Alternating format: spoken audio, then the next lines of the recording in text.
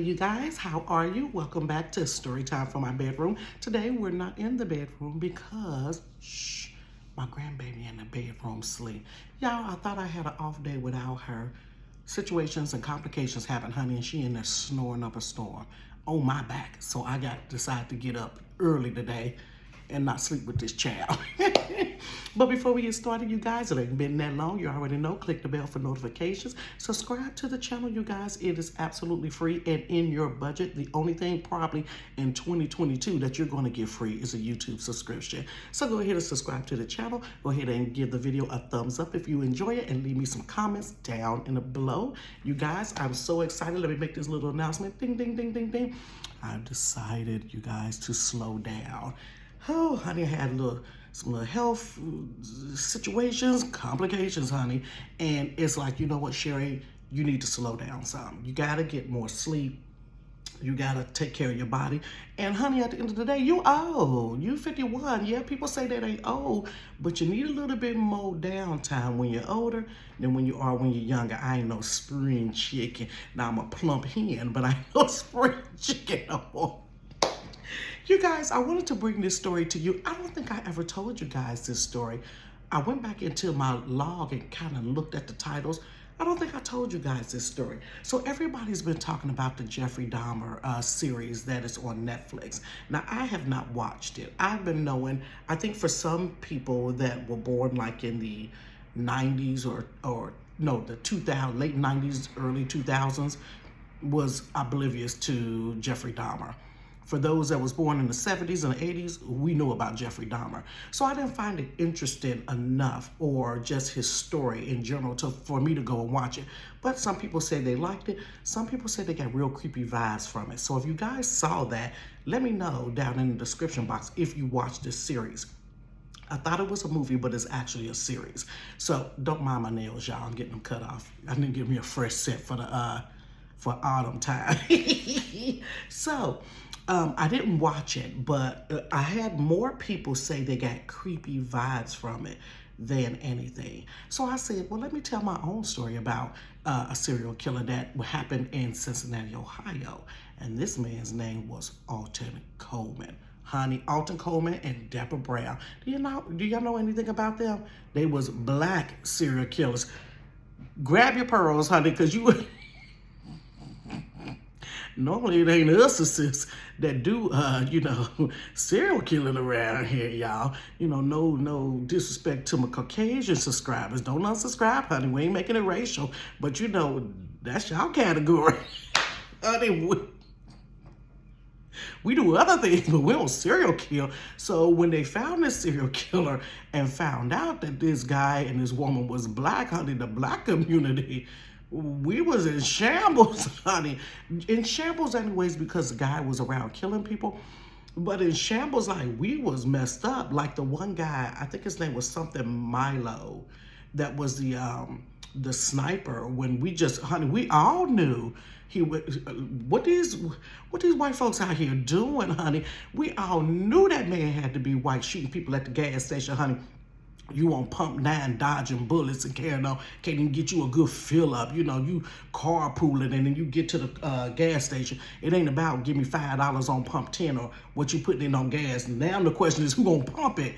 Because he was shooting people. And we found out that this guy was black, honey.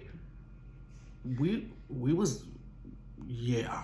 So his name was Alton Coleman, guys. This was in the summer of 1984, honey. Okay, so with Alton Coleman, this guy was born in Chicago.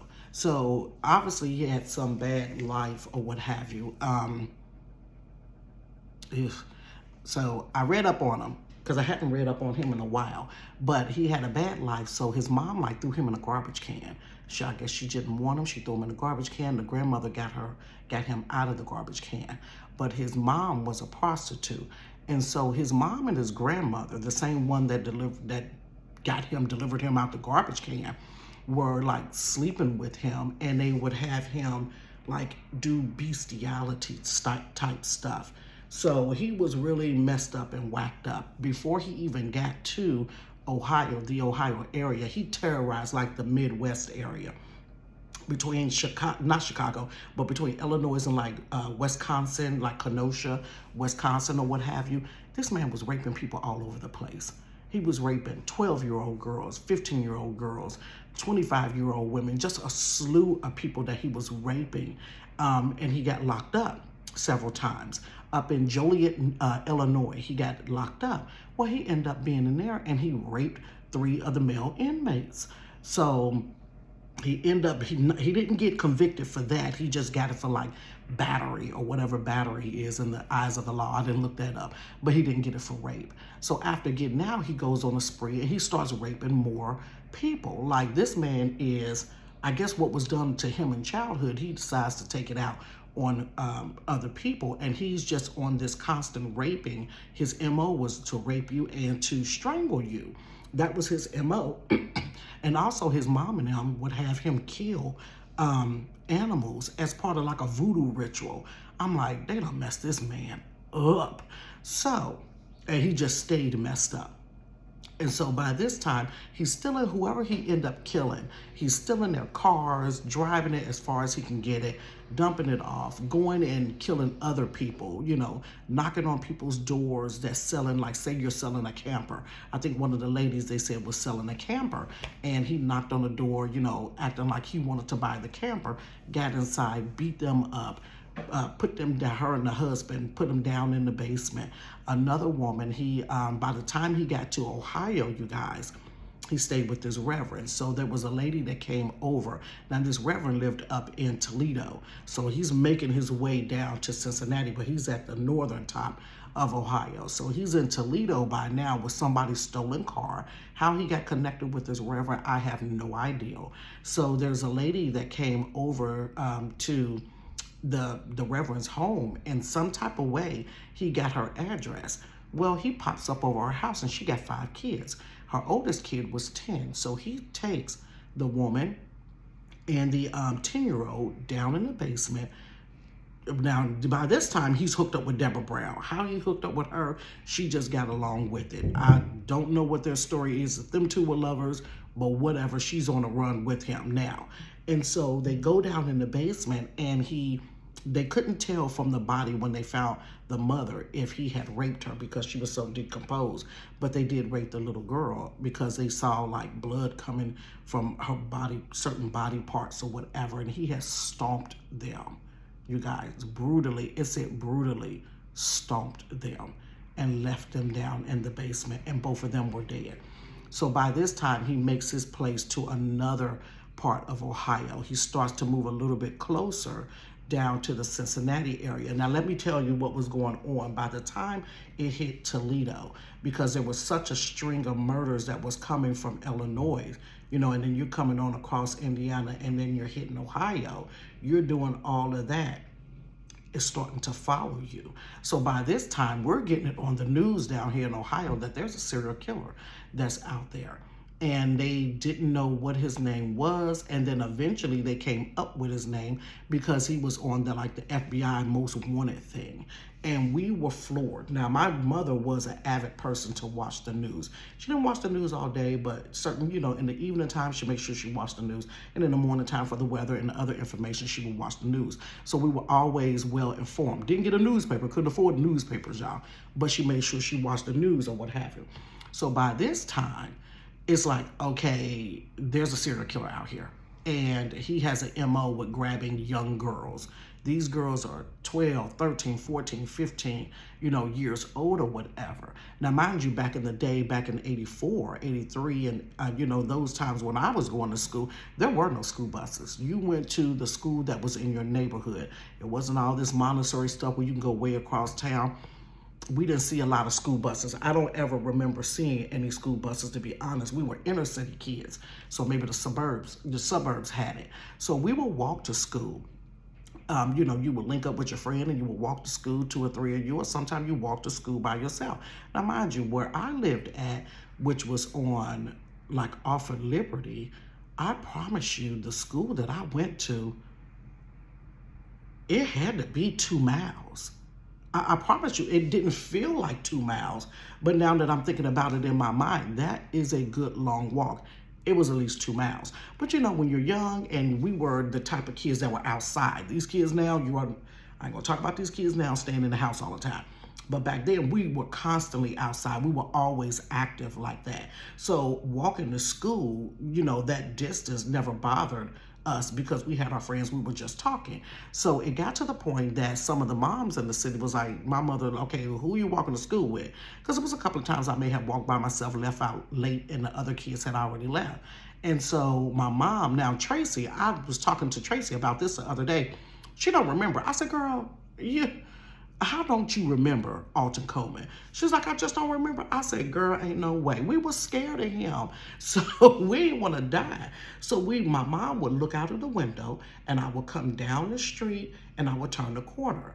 And my friend that lived on the street that was like adjacent to ours, I would go there, knock on her door. I would get to the end of the street and I would wave at my mom like this because my friend would, you know, be coming down her, you know, I would knock on her door and I would see her mom hanging out the window. So they had that connection where your mom hanging out the window and then you get to her house and her mom hangs out the window, watch you go around the corner, and then we went back over to, it was a street called Logan Street. So we would walk over to Logan Street to get, it was a girl named Bernice and a girl named Demetrius. And so her mom would watch us walk, you know, as far as she could. And by this time, we just were disappearing. So, but they were like linked up and he didn't even have a conversation with each other. It was just something that they did. So what we would do, you guys, is we would be running, like we were walking and somebody say, here come Alton Coleman. And then we would practice running. And we was, back then when you ran fast, it was called booking. Honey, we was booking, we was gone and running. And we was like, okay, so if he ever pull up on us, this is what we gonna do. We was gone, y'all, hauling tail, booking, running, just acting goofy, y'all. Not realizing we knew it was a serial killer, but you know, kids just don't, we took it serious, but we was practicing, honey. And guess what? We all 4 of us are alive today. So by this time, it's the summertime. Nobody was really outside. Kids wasn't outside playing. If you went to the store, honey, you went to the store with somebody. You was walking in groups. You went to school in groups. You came home in groups. And back in the day when we were in school, our teachers would come outside, you know, when everybody was dismissed. But they got to the point where the teachers started going to, like, certain teachers will go all the way down the street and then watch the kids go down, you know, because it was just certain demographics, certain area we lived in. Watch the kids go this way, watch the ones go that way. And then it was like the other teachers would go like back this way, watch the kids go down Bank Street, watch the kids go down Freeman. You know, it was that type thing. Everybody was on it because this thing was serious and we didn't know what was going to pop up at. So school lets out, we're good, we're fine. But there were some kids that had to go to summer school.